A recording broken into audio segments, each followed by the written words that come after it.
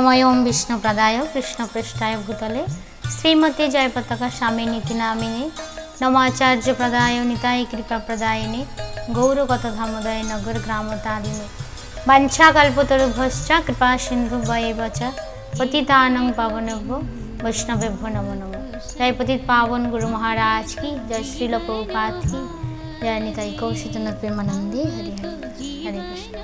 आज शुरू करছি শ্রীল ভক্তি সিদ্ধান্ত ও শ্রীল প্রভুপাদ।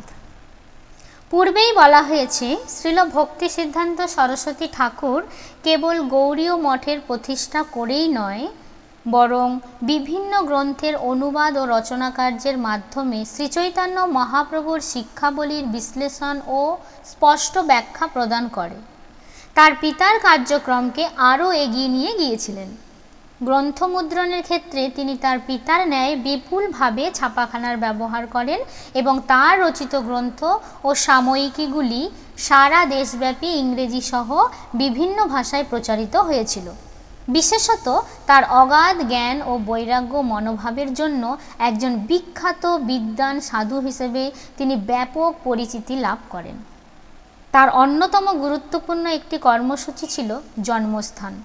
মঠটিকে আরও সুসজ্জিত ও বিস্তার করার মাধ্যমে সারা বিশ্বের কাছে এটি স্পষ্টভাবে তুলে ধরা যে ভক্তিবিনোদ ঠাকুরের দিব্য দর্শন অনুযায়ী শ্রীচৈতন্য মহাপ্রভু মায়াপুরেই আবির্ভূত হয়েছিলেন আর তার পিতার সেবা কার্যের সাথে সম্পর্কযুক্ত হওয়ার জন্য বিশেষ রূপে প্রিয় ছিল। অধিকন্তু তিনি সেই স্থানে একটি সুবৃহৎ মন্দির প্রাঙ্গণ নির্মাণ করেছেন এবং ভক্তিবিনোদ ঠাকুরের একটি আলেখ্য সহকারে মন্দির চত্বরে ঠাকুরের উদ্দেশ্যে একটি ছোট স্মৃতি মন্দিরও তৈরি করেছেন, যাতে সকল দর্শনার্থী ভক্তেরা তাদের শ্রদ্ধা অর্পণ করতে পারেন। কারণ তিনি চেয়েছিলেন সমস্ত তীর্থযাত্রী ভক্তদের এই কথাটি স্মরণ করিয়ে দিতে যে এই পবিত্র স্থানটি প্রকৃতপক্ষে শ্রীল ভক্তিবিনোদ ঠাকুর আবিষ্কার করেছেন এবং মন্দিরটিও তিনি নির্মাণ করেছেন। শ্রীল ভক্তি সিদ্ধান্ত ঠাকুর শ্রীচৈতন্য মহাপ্রভুর প্রথমা পত্নী ও মুখ্য শক্তি শ্রীমতী লক্ষ্মীপ্রিয়া দেবীর বিগ্রহ যুক্ত করেন। এছাড়াও অন্যান্য বিগ্রহগণের মধ্যে শ্রী সচিমাতা ও পিতা শ্রী জগন্নাথ মিশ্র সহ মহাপ্রভুর শিশুরূপ নিমাই, শ্রী পঞ্চদত্ত ও শ্রী জগন্নাথ বিগ্রহ যোগ করেন। এটি ছিল তার অন্যান্য বিভিন্ন প্রকল্প কার্যের মধ্যে অন্যতম একটি। আরেকটি ছিল সারা দেশব্যাপী মিউজিয়াম করার প্রচেষ্টা। তিনি নবীন ও স্বল্প পারমার্থিক জ্ঞানসম্পন্ন লোকেদের কাছে ভগবান শ্রীকৃষ্ণ ও শ্রীচৈতন্য মহাপ্রভুর লীলাসমূহ ডায়োরামা প্রদর্শনীর মাধ্যমে ফুটিয়ে তুলে সুলভ করে দেন। মূলত শ্রীল সরস্বতী ঠাকুরের প্রচেষ্টায় ভারতবর্ষের একটি বিশাল অংশ আবারও ভগবানের দিব্যনাম কীর্তন আন্দোলনের দ্বারা প্লাবিত হয়েছিল, ঠিক যেমনটা মহাপ্রভু স্বয়ং ভারত জুড়ে তার পরিক্রমার দ্বারা করেছিলেন। এই সকল প্রচেষ্টার মাধ্যমে শ্রীল ভক্তি সিদ্ধান্ত সরস্বতী ঠাকুর এবং তার শিষ্যবর্গ ভারতের প্রতিটি শহরে ও নগরে গৌড়ীয় বৈষ্ণব ধর্মের সম্প্রসারণ ঘটান। ভারতবর্ষে তিনি 64টি গৌড়ীয় মঠ প্রতিষ্ঠা করেন এবং সেই সঙ্গে ইউরোপ ও বার্মায় কয়েকটি প্রচার কেন্দ্র গড়ে তোলেন।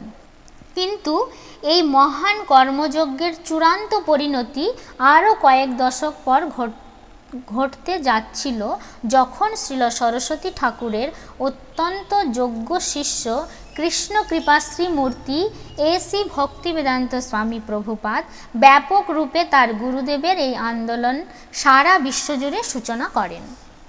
কলকাতা শহরে 1896 খ্রিস্টাব্দে অভয়চরণ দে নামে জন্মগ্রহণ করে। শ্রীল প্রভুপাদ তার গুরুদেব শ্রীল ভক্তি সিদ্ধান্ত সরস্বতীর সর্বপ্রথম সাক্ষাৎ লাভ করেন 1922 খ্রিস্টাব্দে। প্রকৃতপক্ষে সেই প্রথম সাক্ষাতেই শ্রীল ভক্তি সিদ্ধান্ত সরস্বতী ঠাকুর তাকে ইংরেজি ভাষায় বৈষ্ণব দর্শন প্রচার করার অনুরোধ করেন। ঠিক যেই মুহূর্তে তিনি এই আদেশ শ্রবণ করেছিলেন, তখন থেকেই তিনি কেবল একটি ধ্যানেই মগ্ন ছিলেন যে কিভাবে তার গুরুর এই নির্দেশটি তিনি বাস্তবে পালন করতে পারেন। 11 বছর পর 1933 খ্রিস্টাব্দে এলাহাবাদে প্রয়াগরাজ দীক্ষা গ্রহণের মাধ্যমে তিনি শ্রীল ভক্তিসিদ্ধান্ত সরস্বতী ঠাকুরের আনুষ্ঠানিকভাবে দীক্ষিত শিষ্যে পরিণত হন। তার গুরুদেবের কাছ থেকে প্রাপ্য সেই প্রথম নির্দেশটি পালন করার বাসনা তখন আরও সুদৃঢ় হলো। পরবর্তী বছরগুলোতে শ্রীল প্রভুপাদ রচনা করেছেন, জপ কীর্তন করেছেন এবং তার সামনে থাকা উদ্দেশ্যটি বাস্তবায়নের জন্য নিজেকে প্রস্তুত করেছেন। 1944 খ্রিস্টাব্দে কারো সহযোগিতা ছাড়াই তিনি একটি ইংরেজি পাক্ষিক ম্যাগাজিন ব্যাক টু গডহেড এর কাজ শুরু করেন। তিনি মূলত এই সাময়িকীটি এমন এক উদ্দেশ্য নিয়ে শুরু করেন যাতে করে কৃষ্ণ ভাবনামৃতের বিষয়বস্তুগুলো ধারাবাহিক প্রবন্ধাকারে আধুনিক প্রেক্ষাপট থেকে কার্যকরীভাবে ব্যাখ্যা করা যায়। সেই উদ্দেশ্যকে বাস্তবায়ন করে এই সাময়িকীটি আজও পর্যন্ত প্রকাশিত হয়ে যাচ্ছে। সেই ম্যাগাজিন শুরু করার 3 বছর পর তৎকালীন গৌড়ীয় বৈষ্ণব সমাজ তাকে ভক্তি বেদান্ত উপাধিতে সম্মানিত করেন এবং তিনি যে ভক্তি ও পাণ্ডিত্যের আদর্শ ভারসাম্যের মূর্ত প্রকাশ এর দ্বারাই সেটি ইঙ্গিত করে। শ্রীল প্রভুপাদ 1955 খ্রিস্টাব্দে 59 বছর বয়সে গৃহস্থ আশ্রম থেকে অবসর গ্রহণ করেন এবং ভক্তিচর্চা ও গ্রন্থ রচনায় আরও অধিক সময় দেওয়ার উদ্দেশ্যে সন্ন্যাস আশ্রম গ্রহণ করেন। এই লক্ষ্যে তিনি শ্রী বৃন্দাবন ধামে চলে আসেন এবং শ্রীল জীব গোস্বামীপাদের অত্যন্ত অনুপ্রেরণাদায়ক শ্রী শ্রী রাধা দামোদর মন্দিরে বসবাস করতে থাকেন। সেখানে অবস্থানকালে তার পাশ্চাত্যের মিশনকে আরও সামনে এগিয়ে নিয়ে যাবার লক্ষ্যে তিনি তার জীবনের সর্বশ্রেষ্ঠ রচনাকার্য 1800 শ্লোক সমন্বিত শ্রীমদ্ ভাগবতের অনুবাদ ও তাৎপর্য লিখতে শুরু করেন। শ্রীমদ্ ভাগবতের প্রথম স্কন্ধের 3টি খণ্ড হাতে পেয়ে শ্রীল প্রভুপাদ বিদেশ যাত্রার জন্য প্রস্তুতি নিলেন। তার সময় খুব দ্রুত চলে যাচ্ছিল, কিন্তু তার লক্ষ্য তখনও অসম্পূর্ণই ছিল। এই কথা মাথায় রেখে দৈবক্রমে ঘটিত কিছু ধারাবাহিক ঘটনাবলী মালবাহী জাহাজে তার জন্য একটি সৌজন্য টিকিট ও আমেরিকাতে একজন জামিনদার স্পন্সর পেতে সাহায্য করে। যদি হয় তো আজই, নয়তো কোনো দিন না। অত্যন্ত সাহস ও সীমাহীন নির্ভীকতার সঙ্গে তিনি পাশ্চাত্যের উদ্দেশ্যে যাত্রা করলেন।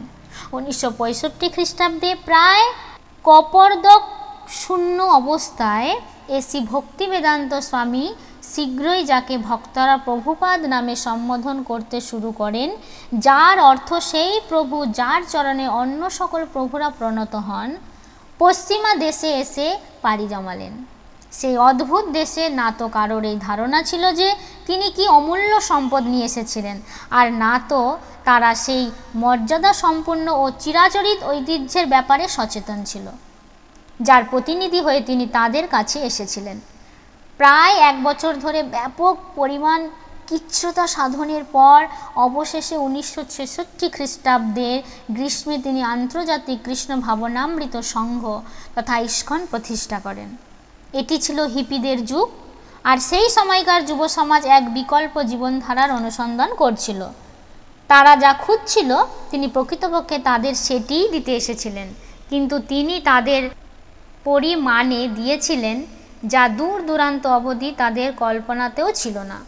তার তত্ত্বাবধানে বহু লোকেরা তার আন্দোলনে জড়ো হয়েছিল ও তার প্রদত্ত শিক্ষা গ্রহণ করেছিল এবং এইভাবে তার আন্তর্জাতিক সংস্থা গঠন করে। সেই সংস্থার নাম সার্থক হয়েছিল।